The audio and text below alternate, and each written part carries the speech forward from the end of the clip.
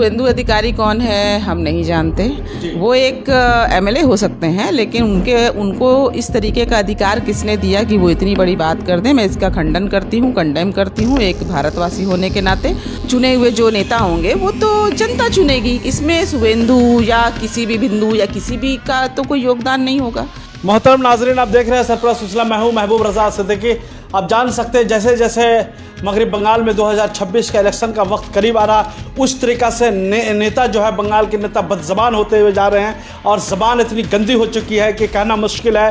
कि आप जान सकते हैं मगरब बंगाल असम्बली का अपोजिशन लीडर शुभेंदु अधिकारी ने कहा, अगर मैं जीत के आता हूँ तो असम्बली से एक एक मुस्लिम एमएलए को निकाल दूंगा, फेंक दूंगा, खदेड़ दूंगा। चलिए इस सवाल का जवाब ले लेते हैं तृणमूल कांग्रेस के लीडर मोहतरमा सूफिया खान साहब से। काफ़ी लड़ाकू लीडर है और समाज जानी पहचानी जाती है अपने बोलेपन की वजह से। चलिए हम बातें करते हैं जो उन्होंने शुभेंदु अधिकारी ने कहा कि मुस्लिम एमएलए को मैं निकाल के फेंक दूंगा असेंबली से। इसके बारे में आप क्या कहते हैं, क्या राय है आप?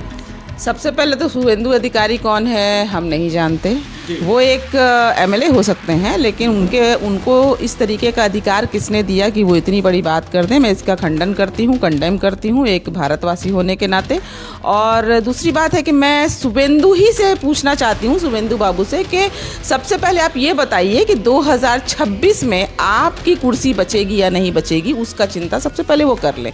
और जहाँ तक दूसरी बात है कि मुझे लगता है ये बच्चों वाली बातें हैं।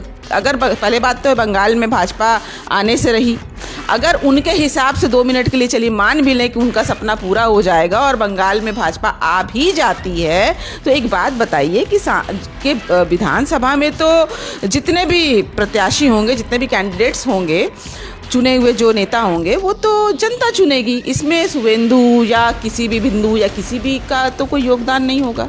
तो ये तो बच्चों वाली बातें हैं ना। तो भाजपा में जितने भी लीडर्स हैं, कर्मी हैं, वर्कर्स हैं, नेता हैं, सांसद हैं, ये सारे लोग मतलब व्हाट्सएप यूनिवर्सिटी से पास हुए लोग हैं, जो लोगों को बेसिक एक नॉलेज नहीं है। देखिए, जहर तो ये घोल रहे हैं, ठीक है, लेकिन जहर को घोलने के लिए भी एक लॉजिक चाहिए। ये इलॉजिकल बातें करते हैं, ये बिना हाथ पांव की बातें करते हैं, क्योंकि जनता का काम है सांसद बनाना या विधायक बनाना। ये तो किसी के अधिकार में नहीं है। यहाँ तक कि टीएमसी, कोई भी, अगर मैं खुद टीएमसी की एक कर्मी हूँ, लेकिन अगर टीएमसी की पार्टी की बात करूँ तो टीएमसी के पास भी अधिकार नहीं है कि कौन किसको विधायक बनाएगा, कौन किसको किस एमएलए को निकालेगा या रखेगा। तो शुभेंदु की इस बात को लेकर मुझे लगता है कि जितने भी भाजपा के टॉप लीडर्स हैं जो दिल्ली में बैठे हैं, वो खुद सुन ले कि शुभेंदु क्या कह रहा है और क्यों कह रहा है। ये तो पागलपन वाली बातें हैं। मैं यहाँ पर रोक करके एक सवाल लेना चाहता हूँ। ये सिर्फ शुभेंदु अधिकारी नहीं है, इनके एमपी, बीजेपी के एमपी संसद में भी कितना बदज़बान 2024 के इलेक्शन से पहले किया था, वो आपको पता होगा। हम वो ज़बान का इस्तेमाल भी नहीं करना चाहते। और भी इसके मंत्री तो समझिए कि बीजेपी का एक ट्रैक रिकॉर्ड रहा, जब भी इलेक्शन आता है तो इस किस्म की बातें करना, पोलराइज करना, हिंदू मुसलमान करवा देना, और इस तरीक़ा से उनके तो समझिए कि एक एजेंडा है पॉलिटिकल इलेक्शन जीतने का। इसको कैसे आप देख रही हैं और किस तरीक़ा से? मैं शॉर्ट में थोड़ा पास्ट में जाना चाहूँगी। 2014 की बात है, जब हमारे प्रधानमंत्री नरेंद्र मोदी ने कहा था कि सबका साथ सबका विकास, 2 करोड़ नौकरियां। उन्होंने कहा था कि मैं बेटी पढ़ाओ बेटी बचाओ, ये सारी चीज़ 15 लाख दे दूंगा। बहरहाल ये सारी चीज़ों में तो फेलियर हो गए। उसके बाद कोरोना आया, कोरोना में कई लाख लाश जो है, इसी हिंदू भाइयों के लाश जो है गंगा घाट में बहाया गया। कई लोग जो है वो भूखमरी से मर गए, जो लॉकडाउन किया गया, नोटबंदी की गई। किस किस फेलियर को मैं गिनवाऊं? ये सारे फेलियर्स के बाद इनके पास कोई मुद्दा नहीं रह जाता कि वो जनता के पास आकर वोट मांग सकें। अब इनके पास एक, जितने भी विधायक हैं, जितने भी लीडर्स हैं भाजपा के, उनको एक फॉर्म भरवाया जाता है। फॉर्म ये भरवाया जाता है कि आप तभी एलिजिबल हैं भाजपा में आने के लिए जब आप समाज में जहर घोलेंगे, जब आप समाज में मुसलमानों को गाली देंगे, उनको जलील करेंगे, उनकी लिंचिंग करेंगे, उनको मारेंगे, उनको दाढ़ी टोपी देखकर उनके दाढ़ी को नोचेंगे, उनके टोपी को नोचेंगे। यहाँ पर लिंचिंग का नाम लिया तो 43 में भी तो लिंचिंग हुआ। क्या कहते हैं इसके बारे उसके बारे में देखिए, अभी मैं भाजपा की पहली बात कर लूं। देखिए, सबसे पहली बात है कि लिंचिंग कोई भी करता है, किसी का भी करता है, किसी वजह से भी करता है, उन सारे मुद्दे को मैं खंडन करूंगी। क्योंकि देखिए, हम कोर्ट नहीं हैं, हम सिपाही नहीं हैं, हम हवलदार नहीं हैं, हम पुलिस नहीं हैं। अगर कोई गलत काम करता है, लिंचिंग की अगर हम बात करें, देखिए आपने मुझे मुद्दों से भटका दिया। सबसे पहले मैं ये कहूंगी कि जो लोग भी बुरा काम करते हैं, अपने हाथ में कानून लेते हैं, वो दोषी हैं। अब बात आती है शुभेंदु की, तो शुभेंदु जब तक तृणमूल कांग्रेस में थे तब तक वो टोपी लगाते थे। मैंने देखा है फोटो, टोपी लगाते थे, अफ्तारी करते थे, वो दुआ मांगते थे, वो बनर्जी साहिबा ने कहा है बनर्जी के बगल में बैठकर रेड रोड में नमाज भी अदा किया करते थे। तो ये तो बड़ा ही विडंबना है, बहुत ताज्जुब की बात है कि जैसे ही वो भाजपा में चले गए, जैसे ही अचानक से उनके अंदर एक हिंदुत्व जाग गया, उनके अंदर आरएसएस वाले क्वालिटीज़ जाग गई, वो अचानक से मुसलमानों के नफ़रत करने वाले एक इंसान हो गए, मुसलमान अचानक से ख़राब हो गए।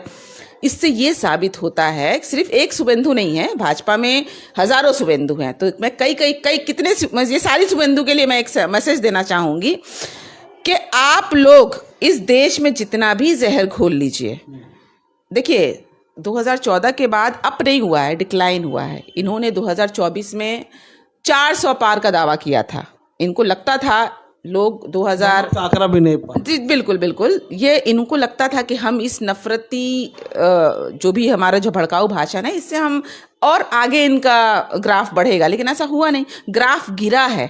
इससे हमारे जितने भी हम जैसे सेकुलर लोगों की उम्मीद बढ़ी है कि अब लोग ऊब गए हैं, अब लोगों को ये नफरत वाला भाषण नहीं चाहिए। जब भूख लगती है ना, जब नौकरी नहीं होता, जब घर में पैसे नहीं होते, जब बेटियां कवारी बैठी रहती हैं, जब बेटियों को शिक्षा नहीं मिलती, बच्चों को शिक्षा नहीं मिलती, जब हमारे जो नौजवान हैं MA BA पास करके भी अगर उनको नौकरी नहीं मिलती, तो हिंदू मुसलमान वाली बातें बहुत ही ज़्यादा बेईमाने लगने लगती हैं।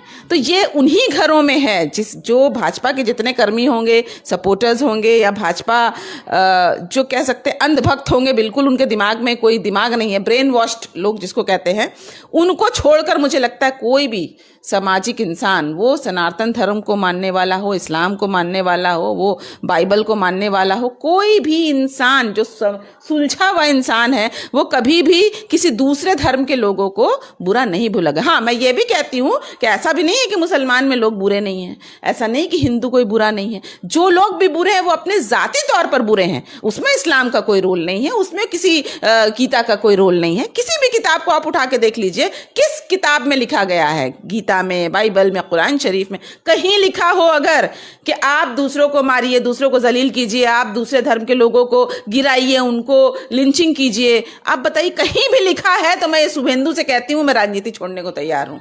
आप बहुत अच्छी बात कही है। चलिए यहीं पर एक सवाल का जवाब ले लेते हैं। शुभेंदु अधिकारी ने बोला, हिंदू को कॉल किया है कि हिंदू लोग एक हो जाए, हिंदू हमारे साथ आ जाए, हिंदू राष्ट्र बनाना है, हिंदू की सरकार लेकर आना, इसके बारे में क्या कहते हैं?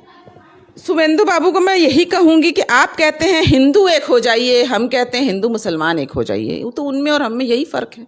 हिंदू मुसलमान को एक होना होगा, क्योंकि देश को अगर उन्नति की तरफ ले जाना है। आप देखिए, लोग आज अमेरिका, जापान, चाइना, बीजेपी के लोगों ने, बीजेपी का हाईकमान ने उनके बयान से पल्ला झाड़ लिया, बोले उनका जाति बयान हो सकता है, मेरा हमारे पार्टी का।